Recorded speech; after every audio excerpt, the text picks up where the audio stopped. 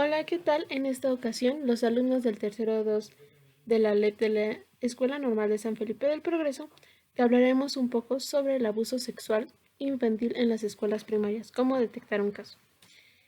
El equipo está conformado por Paola Orozco, Isabel Segundo Alba, Nancy Jacqueline Monroy Escamilla, Brenda González García, Juan Jesús de la Trinidad García, Miriam Cerón Cerón y Edson Arad Pacheco Cortés. Iniciamos mencionando con que la preocupación de este tema está alcanzando cada vez mayor importancia por las autoridades como para las diversas instituciones, ya sean públicas o privadas. Existe cada vez mayor información acerca de las severas repercusiones físicas, psicológicas, sociales y familiares que sufre alguno de los infantes que es víctima de la violencia sexual, desde el acoso sexual hasta la violación, y por tanto es más que evidente la necesidad de que sea atendida de forma adecuada por profesionales de la salud, de protección de menores, policiales, entre otros. ¿Qué es el abuso sexual? Podemos entenderlo como una persona de la misma o mayor edad los obliga a tener contacto sexual a través de caricias, besos o tocamientos, a ver y escuchar pornografía o exhibir los genitales y o manifestar cualquier comportamiento de tipo sexual.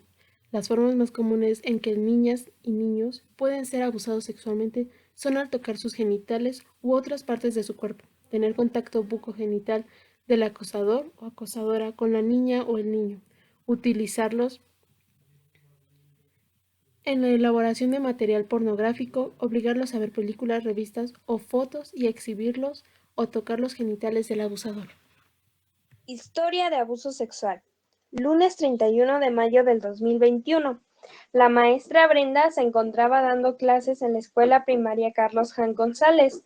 Se encontraba en una conferencia llamada Prevención del Abuso Sexual con su grupo de quinto grado, Grupo B. Todo marchaba bien, cuando al finalizar la conferencia, en la sesión de conclusiones, el conferencista menciona que nadie puede tocar tu cuerpo sin tu consentimiento. Juanito se puso muy nervioso y permaneció todo el tiempo con la cabeza agachada. La maestra notó que algo malo pasaba en Juanito y así que decidió visitar a los papás. Se llevó una gran sorpresa al llegar a la casa del alumno, ya que este no vivía con los papás, en cambio vivía con la abuelita. La maestra comenzó haciendo algunas preguntas acerca de su comportamiento.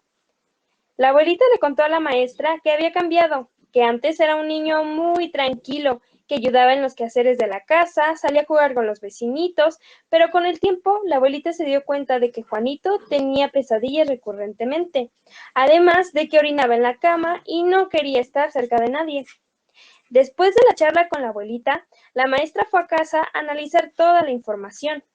Llegó a la conclusión de que probablemente Juanito sufría de acoso sexual en la escuela, por lo cual decide observar detenidamente las acciones y el comportamiento del alumno. Nota algo muy extraño. En la clase de educación física, Juanito no quiere salir a la clase. Siempre se ausenta. Durante una de las clases, el maestro de educación física se acercó a pedirle el apoyo para una actividad de un torneo de fútbol. Todos los niños querían participar, excepto Juanito. La maestra notó que algo pasaba con el maestro, ya que cada que se le acercaba se notaba muy temeroso y muy nervioso. La maestra se alarmó cuando notó que al terminar la clase de educación física, el alumno volvía a ser el mismo de siempre. En un momento de la clase, la maestra va a dirección a firmar algunos documentos y cuando regresa nota que el maestro está tocando la zona genital del alumno y se da cuenta de que Juanito sufre de abuso sexual por parte del maestro de educación física. Decide tomar cartas en el asunto y busca apoyo con la psicóloga, la cual platica con cada alumno de manera individual para corroborar que nadie más haya sido víctima de abuso sexual. Asimismo, informó a los directivos correspondientes de la situación tan En delicada caso que de uso sucedió. del protocolo para la detención del abuso sexual. Para lograr un ambiente libre de abuso sexual infantil es necesaria la participación de todas y cada una de las personas involucradas, directa o indirectamente, en el proceso educativo. Para ello es preciso modificar las actitudes, valores y conductas que lo generan, desde el rol que les corresponde. La identificación de algún indicador contenido en las guías no significa que estén sufriendo de abuso, por lo que se les recomienda valorar y dar seguimiento a las señales que se detecten. Indicadores de riesgo de abuso sexual infantil. Psicológicas. La niña o niño manifiesta que ha sido víctima de abuso sexual. Regresiones, por ejemplo, cuando las niñas o niños vuelven a orinarse, miedo a estar solos, enojo, manipulación a otros niños para conseguir su participación en juegos sexuales, dolores de cabeza o estómago, insomnio o pesadillas, cambios bruscos de conducta y pérdida del apetito. Físicas, molestias en los genitales al orinar o defecar, hacer popó, infecciones de los genitales, ano, vagina y pene. Presentan rasguños, moretones, restos de sangre o semen en los genitales, boca o ropa. Agresiones. Las agresiones de los niños y niñas contra sí mismo, como morderse las uñas, arrancarse el pelo o cortarse la piel. Sexuales. Buscan el contacto sexual mediante razonamientos, exhibición de genitales, preguntas frecuentes y específicas sobre la vida sexual, masturbaciones excesivas que interfieren en sus actividades diarias, conocimientos de las conductas sexuales no acordes a su edad. Sociales. Las niñas y niños pasan mucho tiempo solos, la madre o padre toma o se drogan, es tratado con violencia, no recibe muestras de cariño por parte de su madre o padre, su mamá o papá no viven con el niño, el papá o mamá se encuentran ausentes, las niñas o niños no han recibido información Hola, yo sobre les platicaré educación un poco sexual. sobre las pautas para la actuación en el caso de abuso sexual infantil. De existir un probable caso de abuso sexual en un plantel escolar de educación básica público o privado, se aplicarán las acciones de actuación en donde se recomienda proceder de la siguiente manera.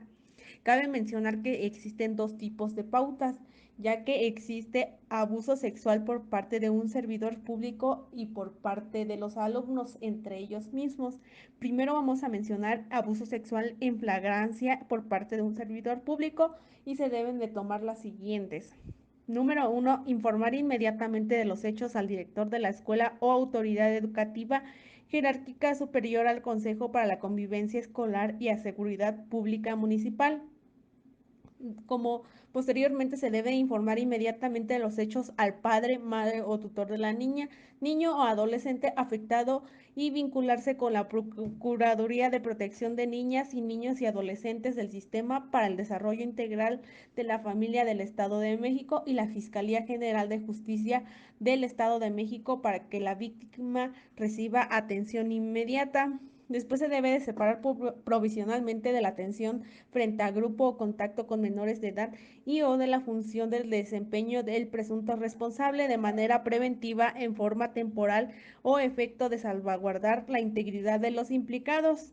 La autoridad escolar de inmediata deberá tomar las medidas necesarias para cubrir la función de desempeño el presunto responsable y determinar las actividades que realizará en tanto se deslinden las responsabilidades y en cuanto se pueda se debe de elaborar el acta de hechos debidamente requisitada.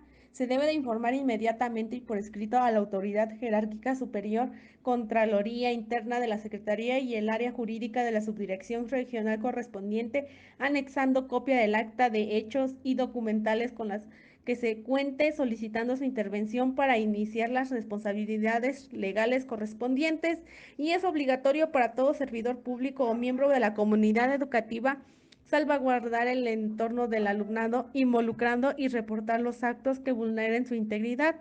Cualquier omisión, incumplimiento, negativa o obstaculización de las obligaciones contenidas en el presente protocolo por parte del personal escolar o educativo se sancionará en términos de la legislación administrativa aplicable sin prejuicio de la responsabilidad disciplinaria, civil, penal o laboral que se puedan corresponder y se debe de integrar inmediatamente al expediente del caso. Ahora bien, vamos con las pautas que se deben de tomar en casos de abuso sexual en flagrancia entre los alumnos y de inmediato se debe de informar de los hechos al director de la escuela o autoridad educativa inmediata, al Consejo para la Convivencia Escolar, así como los padres, madres o tutores de los alumnos involucrados, y a la Procuraduría de la Protección de Niños y Niñas Adolescentes del Sistema para el Desarrollo Integral de la Familia del Estado de México y a la Seguridad Municipal. Y se debe de elaborar de igual manera el acta de hechos debidamente requisitada. Se debe de evitar el contacto entre sí de los involucrados en la medida de lo posible y tomar las medidas pertinentes que garanticen la integridad de los implicados. Implementar las medidas que garanticen la integridad psicosexual y emocional de los menores involucrados, así como la confidencialidad de los hechos en la posición estudiantil. Se debe de informar por escrito de los hechos a la Subdirección Regional y a la Contraloría Interna, anexando copia de acta de hechos y documentales para iniciar las responsabilidades legales correspondientes.